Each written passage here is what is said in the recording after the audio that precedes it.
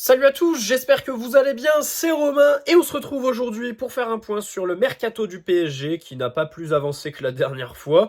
On est toujours associé à 15 000 noms et pour aujourd'hui on va parler d'un joueur qui devait venir mais qui au final ne viendra pas, c'est Ryan Cherki, ça a fait parler ce week-end dans les médias. On parlera aussi du poste de défenseur central et d'ailier à la fin avec une information qui est un petit peu passée inaperçue, donc installez-vous. Avant que la vidéo commence, petit placement de produit pour le site ZoFoot qui vous propose des répliques non officielles mais d'excellente qualité de tous vos maillots préférés, beaucoup d'équipes représentées, sélection nationale aussi, avec des badges, écussons et flocages d'excellente qualité comme les coutures.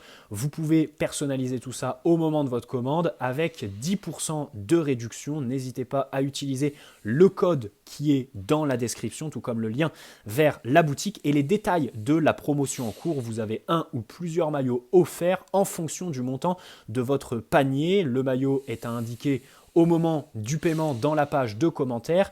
Et pour la livraison, sachez qu'il vous faudra entre 15 jours et 3 semaines grand maximum pour recevoir votre commande. Voilà, merci à eux, c'est eux qui régalent. Alors, commençons avec le dossier Ryan Cherki, qui remonte un peu. Déjà en janvier 2023, Luis Campos s'y intéressait, avait proposé 20 millions d'euros que Lyon avait refusé à ce moment-là. Laurent Blanc l'avait aussi convaincu de rester là-bas, mais aujourd'hui, le joueur est à 1 an de la fin de son contrat, il veut aller voir ailleurs. Les Lyonnais lui ont donné un bon de sortie à hauteur de 15 millions d'euros, un montant autour duquel on s'est mis d'accord avec eux. C'était 12 fixes et 3 de bonus. Les négociations avaient été un peu compliquées par un potentiel pourcentage à la revente pour les Lyonnais.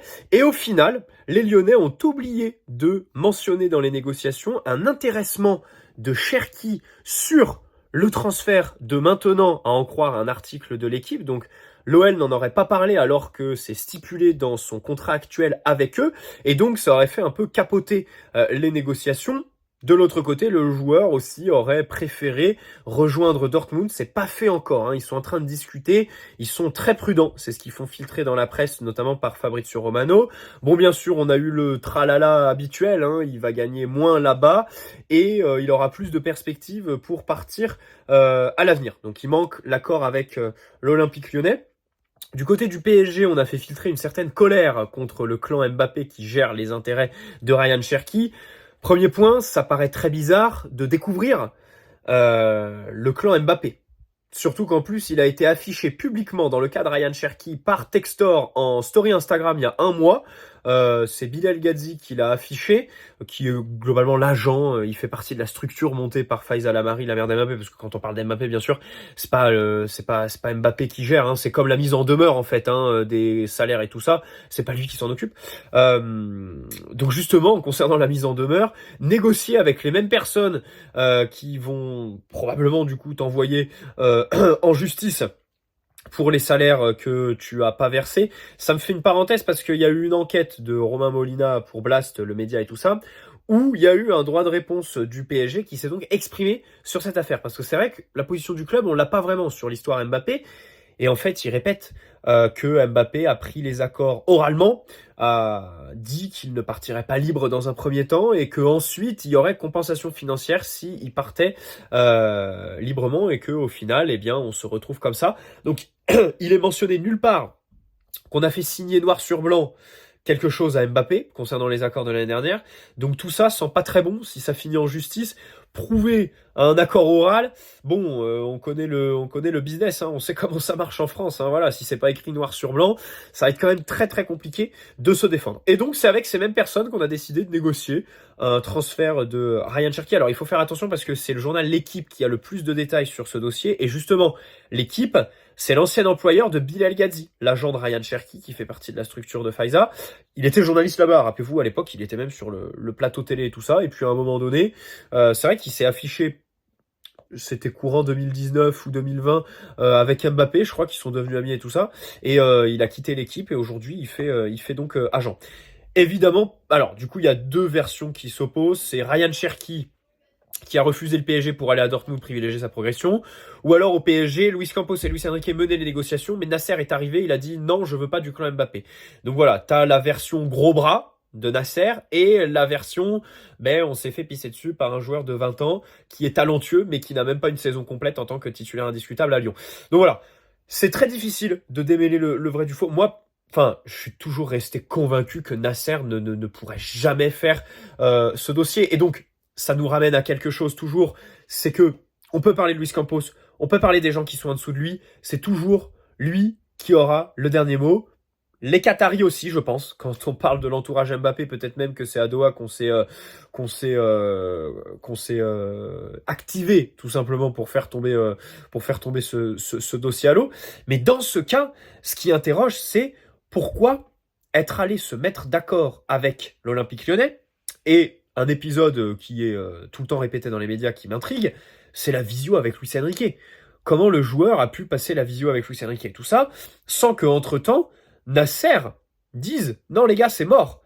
Donc soit il y a eu un manque de communication de la part de Nasser, soit du côté de Luis Enrique et Luis Campos, on s'octroie, on essaye de mener les dossiers et tout ça, mais au final voilà on se rend compte que et ça va dans les deux sens, c'est-à-dire que Luis Campos, on peut dire Jorge Mendes, il est à sa solde et tout ça, les commissions, les machins, mais il y en a toujours un en haut qui a le dernier mot en fait. Et aujourd'hui, ça va dans l'autre sens. Du coup, c'est plus difficile de déceler. Mais moi, c'est vraiment ce qui me fait douter, quoi. Le fait qu'on se soit mis d'accord avec Lyon et qu'il y ait eu la visio avec Luis Enrique, parce que ça, c'est confirmé, tu vois. Et limite, je peine à y croire.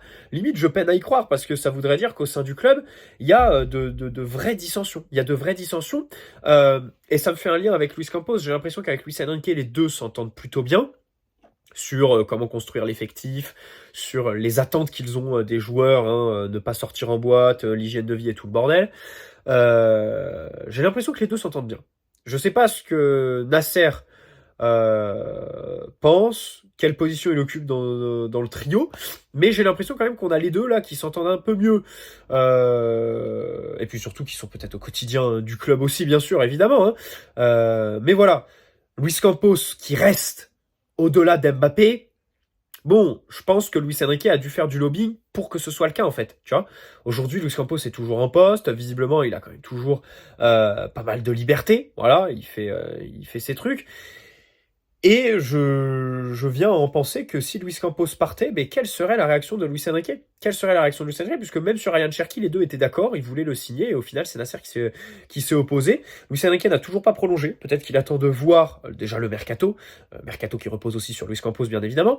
Et peut-être que, bah voilà, si Luis Campos part, Luis Enrique pourrait peut-être pas se rebeller, mais on pourrait avoir un dossier, un dossier là-dedans. Bref, il y a une information que je trouve assez réelle, c'est celle qui dit qu'à Dortmund, Ryan Cherki a plus de possibilités, de garanties de pouvoir partir plus tard dans le cadre d'un futur transfert. C'est vrai, au PSG, si tu performes, on te garde, on te bloque. Verratti, Barça, Mbappé, Real aussi en 2021, même si il y a tout ce qu'il y a autour, on va pas refaire l'histoire. Neymar aussi, Barça 2019, on va pas se mentir. Et c'est vrai que là-dessus, j'aurais plutôt tendance à être d'accord, surtout que bah, quand tu joues pas, tu joues vraiment pas, quoi. T'es pas coté, et puis après, c'est très difficile de retrouver une spirale positive. Après, moi, ce que je comprends pas, c'est qu'il y avait quelque chose pour que tout le monde soit content. Ryan Cherki veut partir plus tard, considère sa future étape comme une étape tremplin, même si c'est le PSG. Négocie un contrat plus court que 5 ans. Voilà, et tout le monde est content. Moi, j'aurais été très content de signer Cherki. Enfin, bon, très content, je sais pas, mais Cherki à 15 millions sur un contrat de 3 ans au lieu de 5. Franchement, j'en veux pas de Cherki. Mais le deal en lui-même aurait été plutôt intéressant. Parce que alors à Dortmund, il va avoir un meilleur contexte, hein, bien sûr, ils vont lui donner le numéro 10, il va remplacer sur le papier Marco Reus par exemple, et puis aussi sur le terrain, les gars, si on parle objectivement, Dortmund, bah, c'est l'équipe qui nous a éliminés de la Ligue des Champions cette année, tout simplement, voilà, c'est un petit appel à l'humilité, mais finalement, en fait, au-delà du joueur, c'est le contexte qui m'intéressait dans ce dossier, parce que tu recrutais pas cher, 15 millions pour un joueur qui est habitué à la sortie de banc et qui donc aurait accepté dans un premier temps ce statut, et surtout, à un moment où tu as un entraîneur fait pour ce genre de joueurs, qui les fait briller en fait, tu vois, qui va leur faire confiance si ils réussissent à trouver une bonne spirale. Donc avec Luis Enrique je parle, et possibilité de revente, comme tu le payes pas cher et tout ça. Donc voilà, par exemple sous Christophe Galtier en janvier 2023, Ryan Cherki, non, pas possible. Mais là avec Luis Enrique qui a la possibilité de le façonner pour une potentielle revente, et j'irais même jusqu'à dire avec Luis Campos. Avec Luis Campos en tant que directeur sportif qui nous fait un peu les histoires d'achat-revente. Alors ça participe du déclassement du club, hein, mais voilà, le recruter 15 millions et puis dans 2 ans, bon, il est bon, on nous propose 50-60. Moi, je suis persuadé que c'est un joueur qui sera jamais titulaire indiscutable sur toute une saison, qui fera jamais 60 matchs titulaires dans un top club européen qui vise la Ligue des Champions. C'est tout. Moi, je lui vois beaucoup de limites assez rédhibitoires au plus haut niveau. Alors, son plus gros avantage, c'est qu'à Lyon, justement, il a jamais été titulaire toute une saison. Et c'était un bon joueur sorti de banc quand il rentrait dans les matchs. Donc ça, c'est vrai qu'il sait faire. Et donc, au PSG, pour le statut qui lui était promis, ça aurait été intéressant. Mais recruter déjà en se disant ça, quand t'es le PSG et que tu veux la Ligue des Champions, déjà tu peux te poser des questions. Et surtout, bon, je lui vois quand même pas mal de limites dans le volume de jeu, volume de course, pas assez de prise d'information, ça je le disais, t'as beau avoir tout le talent du monde en matière de qualité, de dribble, de passe, mais si tu lèves pas la tête avant de recevoir le ballon, si tu ne scannes pas le terrain 7 à 8 fois avant de le recevoir, et en fait, tu sauras pas où sont tes partenaires, tu seras perdu et tu vas t'enfermer sur le ballon, essayer de le garder, serpenter les adversaires et le perdre, comme trop souvent. Voilà, donc malgré un talent absolument certain, une qualité de passe exceptionnelle par exemple, je lui trouve assez de limites pour le football d'aujourd'hui, même si bien sûr il a que 20 ans. C'est vrai que c'est aussi quelqu'un qui a été très précoce. Et puis c'est un poste quand même, ce milieu droit excentré où tu as déjà du monde. Lee Kang-in, Marco Asensio, ne pas oublier Ibrahim Mbaye qui va arriver du centre de formation. Il a 15-16 ans je crois. Il est pisté par énormément de clubs européens. Je pense qu'on tient le joueur le plus fort qu'on ait sorti du centre de formation depuis Warren, du coup, depuis Warren. Parce que vraiment, Mbaye, voilà, c'est quelqu'un, et c'est dans ce sens-là que je comprends pourquoi le PSG se focus à 100% sur un ailier gauche. Parce que c'est vrai que on nous dit oui, la priorité c'est un ailier gauche, et il y a que ça qui fuit dans les médias. Et on pourrait se poser une question toute simple. Dembélé, il peut se blesser. Dembélé, peut-être aussi que il donne pas satisfaction aussi, même s'il fait une très bonne saison, il n'y a pas les statistiques, tu vois. Donc le mettre en concurrence, peut-être que ça lui ferait pas de mal. Et donc, pourquoi pas recruter un ailier droit? Tu vois, tu te dis ça. Surtout que Dembélé peut passer à gauche, Barcola, pareil, peut passer à droite comme à gauche. Donc c'est vrai que pourquoi pas prendre un ailier droit et sur le côté gauche, faire avec les forces qu'on a actuellement. Mais il y a Mbaye qui arrive. Il y a Mbaye qui arrive et c'est vrai que là-dessus, je comprends cette volonté du club, si évidemment ils le prennent en compte, parce que Mbaye, voilà, il est rapide, des profils ailiers qui débordent et tout ça, mais il a aussi une super vision de jeu, une qualité de passe exceptionnelle et j'ai vraiment l'impression qu'on tient là un gros crack, vraiment. Donc il va falloir... il sera à la reprise, hein, je crois. Jamel l'a annoncé, il sera à la reprise avec Gadou, le défenseur central. Donc il va avoir... parce que dans ce secteur... la France s'est qualifiée hier. Normalement, l'attaque sera notre secteur le plus démuni à la reprise. Dembélé, Kolo Muani, Mbappé sera pas là du coup, Barcola, du coup Gonzalo Ramos, ce sera vendredi soir, ce sera soit les Français, soit les Portugais qui seront de retour dans l'effectif du coup avec l'élimination, parce que les deux équipes s'affrontent. Mais c'est vrai qu'en attaque, il y aura la place. Donc Mbaye aura sûrement quelque chose à faire. Voilà. Et puis surtout, si on parle aussi objectivement, quand je vois la gestion de Luis Enrique avec Lee Kang-in ou Marco Asensio, plus Lee Kang-in, parce que Lee Kang-in, c'est vraiment celui qui se rapproche le plus de Ryan Cherki dans le profil, le nombre de matchs où il l'a fait rentrer, ou même démarrer, en lui demandant de coller la ligne, d'être un ailier à part entière de couloir, et pas quelqu'un qui est dans la densité, je me dis, si c'est pour faire pareil avec Ryan Cherki, ça sert à rien, tu vois, parce que c'est pas du tout ce genre de profil. Donc voilà, si c'est pour lui faire coller la ligne, next, on n'en parle plus. Déclaration sur la défense centrale de Skriniar après l'élimination de la Slovaquie. Donc on est quel jour? Le 2 juillet. Normalement, il sera là peut-être à la reprise, voire un peu après. Donc pareil, il va avoir la préparation. Ça va être intéressant, sachant que ces derniers jours, partout, ça fuite que Luis Enrique n'en veut plus. Mais lui, il a répondu. Il y a un journaliste Calcio Mercato qui lui a dit: est-ce que vous allez rester au PSG? Il lui répond: et toi, est-ce que tu penses que je vais rester? Donc sur un air un peu énervé. Alors est-ce que c'était par l'élimination ou par la question? On ne sait pas. Mais au final, il a dit: oui, je reste au PSG. Donc tout ça me donne assez peu d'espoir quant à un recrutement au poste de défenseur central cet été. Kimpembe, Lucas Hernandez, Marquinhos, Skriniar sont autant de joueurs avec des salaires de titulaires. Ok? Tu veux investir sur d'autres postes, Et si tu veux un défenseur de top niveau, l'avantage de Lenny Yoro, c'est que justement, t'aurais mis une grosse indemnité de transfert, mais en matière de salaire, t'aurais pas été bien haut. Allez, 5-6 millions maximum. Mais si tu veux recruter les mecs qui sont sur le marché, De Ligt, ça parle de De Ligt à United pour 50 millions. Voilà, c'est ce qu'on était capable de mettre sur Yoro. De Ligt, cet hiver, on s'y intéressait. Bon, il nous a refusé. Peut-être que cet été, ça aurait été une autre paire de manches. Mais bon, il veut retrouver Eric Ten Hag là-haut. 15 millions de salaire. 15 millions de salaire, donc ça te fait un 5e défenseur central pour un système à 2 centraux avec des salaires de titulaires. Donc c'est vrai que là-dessus, j'ai assez peu confiance déjà en notre marge de manœuvre pour dégraisser et du coup ensuite pour recruter vraiment un top défenseur comme c'était la priorité avant le mercato. Donc voilà, petit message de scepticisme. Alors, revenons au poste d'ailier gauche parce que c'est intéressant. Il y a plusieurs choses à dire. Déjà, à l'Euro, vous voyez tous l'Espagne qui s'affiche un petit peu comme des favoris. On va voir le match contre l'Allemagne. Mais Nico Williams crève l'écran. Voilà. Il était dans le mercato parfait qu'on a fait il y a un mois avant le début de l'Euro. Clause libératoire donc à 58 millions et un joueur de 21 ans qui est ultra talentueux, très moderne, parce qu'il est capable d'alterner les, les centres, la percussion, les dribbles, les débordements, mais aussi faire jouer ses partenaires. Le côté décisif aussi, il l'a. Donc c'est vrai que c'est quelqu'un de très intelligent sur le terrain, et on peut se demander pourquoi on s'y intéresse pas. C'est même très bizarre. C'est même très bizarre parce que c'est une évidence que Luis Enrique a pensé à lui.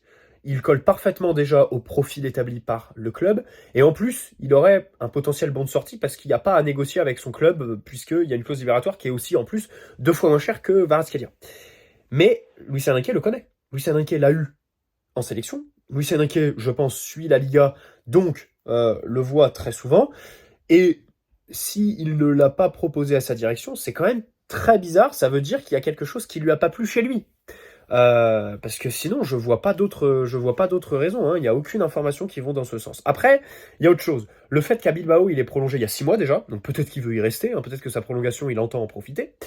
Il a déclaré récemment qu'il voulait rester en Espagne s'il devait partir. Il y a le Barça qui s'y intéresse. Il a un salaire de 11 millions par an. C'est assez énorme quand même. Donc si tu veux le faire venir, il faut encore l'augmenter à 12 ou 13. Donc tu es au-dessus, par exemple, de Kvaratskhelia, même si en matière d'indemnité, le Géorgien coûte 2 fois plus cher. Et puis surtout, Bilbao, c'est un club familial en fait. C'est un club familial avec son frère Iñaki par exemple. Il est né à Pamplune. Nico, il est né à Pamplune. Ses parents et tout ça sont arrivés là-bas. Et déjà, le joueur, est-ce qu'il veut sortir de son cocon familial? Mais de l'autre côté aussi, sortir un joueur d'un club comme ça, est-ce que c'est pas un risque? Tu vois ce que je veux dire? Quelqu'un qui n'a jamais pris le risque de partir hors de sa région natale, c'est un risque que de le ramener à Paris, même si c'est pas très loin de Bilbao. Hein. Vous direz, c'est pas un Sud-Américain. Mais quand même, tu vois ce que je veux dire. Niveau prix, c'est vrai qu'il est plus intéressant que Kvaratskhelia. Je pense quand même que oui, pour 2 fois moins cher, je vais peut-être sur Nico Williams. Après, dans l'autre sens, je suis convaincu que les 2 profils sont différents et que celui de Kvara est un poil mieux pour le système de Luis Enrique. Peut-être chez Kvara une meilleure propension à repiquer dans l'axe, dans la densité. Quand tu vois ces matchs, des fois tu peux même l'imaginer en numéro 10. Finalement, ce serait un peu vraiment le Dembélé du côté gauche. Alors que Nico, c'est plus percussion, débordement et tout ça. Kvaratskhelia, c'est vrai que on a quelqu'un qui est plutôt plus capable de repiquer vers la densité. Et il y a une information qui est passée inaperçue, je voulais terminer là-dessus, parce que c'est Fabrizio Romano qui en a parlé vendredi soir.